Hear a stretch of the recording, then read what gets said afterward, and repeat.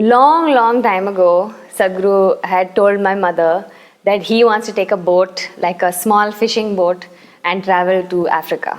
Because there are fishing boats that used to make that trip, and there are catamarans that do these things. He wanted to travel for 6 months. So, being in the ocean, being out in this expanse of water is definitely something that I thought he would be, excited and he would be able to enjoy and not just be focused on event after event, interview after interview. How wrong I was about those 2.5 days.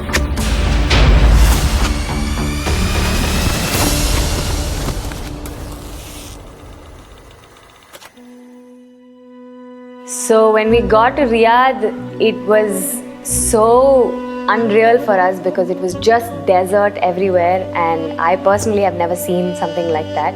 We were all in a bus, and in that bus we're all sitting and we can barely see outside the windscreen. And we're looking out and thinking, oh, everything looks a little hazy. It almost looks like mist, like an early morning fog kind of feeling. Only when you step out of the bus do you realize that it's not fog, it's dust, it's sand, it's like fine particles of sand. We see this sandstorm happening around us and we don't know how Sadhguru is going to ride the bike through this.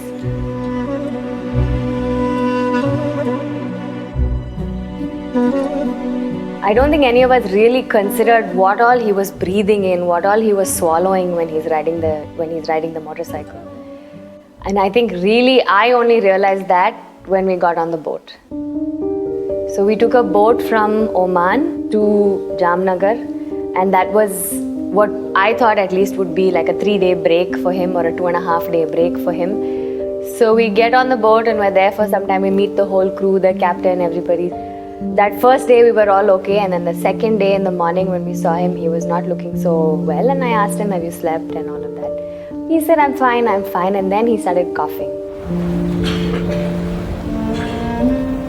And when he spat it out, it was like balls of sand and mud in the phlegm, like not just little bit, some dust in the phlegm. It wasn't like that. You could see like particles of sand and mud that was coming out of his lungs. I never even knew that much sand can go into somebody's lungs and that it can come out like this. Seeing him cough up these, balls of mud, I don't know, has something happened to his lungs? Is it, is it like a serious thing? Do we need to get a doctor to look at his lungs? Like, what is the situation? I don't even know. All I know is he's coughing, he's losing his voice. He's not able to speak for more than a few minutes at a time, and even when he speaks kind of softly.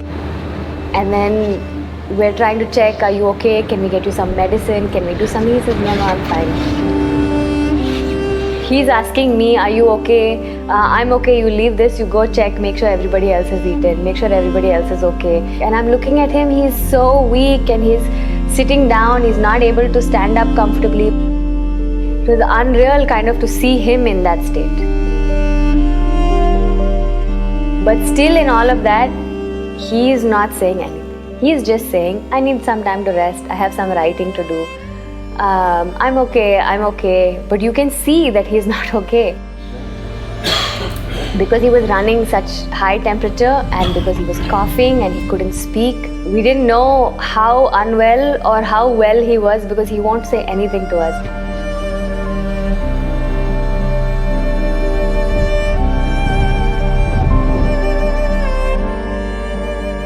I realized that he had a very high temperature. Every time he coughs up, if we give him a tissue or something, there's particles of sand in the tissue.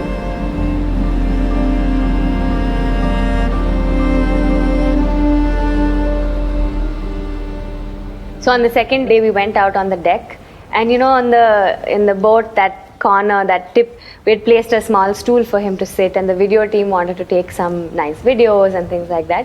So he went there and he sat and he was sitting on a stool and he was there for some time.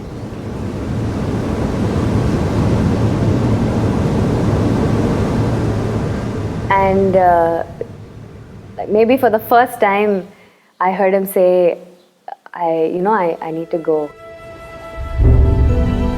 He got up, he held the rail all the way and he walked back inside.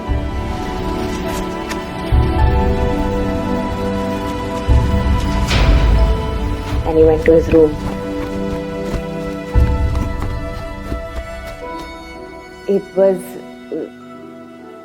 was a little unreal to see that he needed the support of something else just to walk, that 10 or 15 feet, just to walk that distance. He needed the support of the rail to, make it back into the room. I was so uncomfortable with just letting him sleep alone in the room that I went and slept on the couch in his room, because I didn't know in the middle of the night if he gets up and something happens, nobody will be there to do anything. And it's a ship, and the ship is rolling from side to side, side to side. We were rolling 30, 32 degrees almost, back and forth.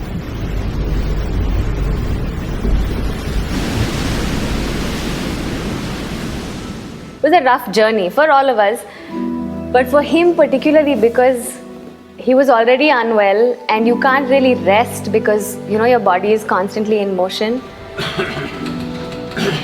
And he would cough and we'd say, "Are you okay? Would you need this?" He's, "No, I'm fine." And he'll take a minute and then he will continue doing whatever he needed to do. It was very difficult to see.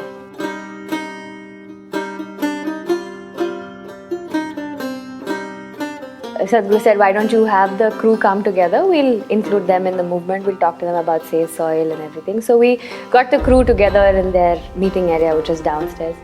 And he sat and he started talking about Save Soil, and he just started to lose his voice.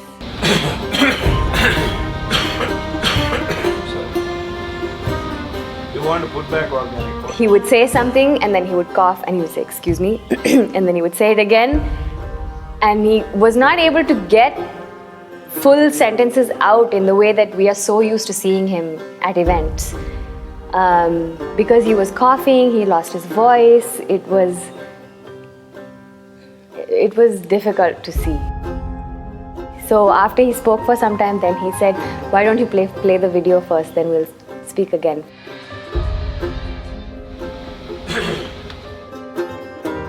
He kind of needed to take those few minutes of a break because he was not able to speak for a long time continuously. Somewhere when we were in the boat, I was really thinking, it doesn't matter if he wants to do 100 things. The rest of us need to make sure that he doesn't, because it's inhuman. It's not superhuman. It's inhuman, the kind of conditions that he was going through. We reached the port in Jamnagar and he just stepped off the boat and he just went into the crowd, he spoke there, and when he coughs, he apologizes, "I'm sorry, I'm just a little..." And he speaks. Then I thought from there we're going straight to wherever we were supposed to stay. And there was a naval event after that. He spoke there. There also, when he's speaking, you can hear, his voice is not the way it sounds. Usually it's very rough and he's and then he'll speak again, or he'll cough and he'll say, "Excuse me, I'm very sorry." Almost apologetic that he's not well, without actually saying that he's not well. From there we went and they had a big welcome. It was a long event for another 1 hour, 1.5 hours. He's speaking continuously. You got to make this happen. It was incredible to see, but it was also a little painful to see, because we had seen how he was the previous 2-3 days, and all we wanted was for him to rest for some time.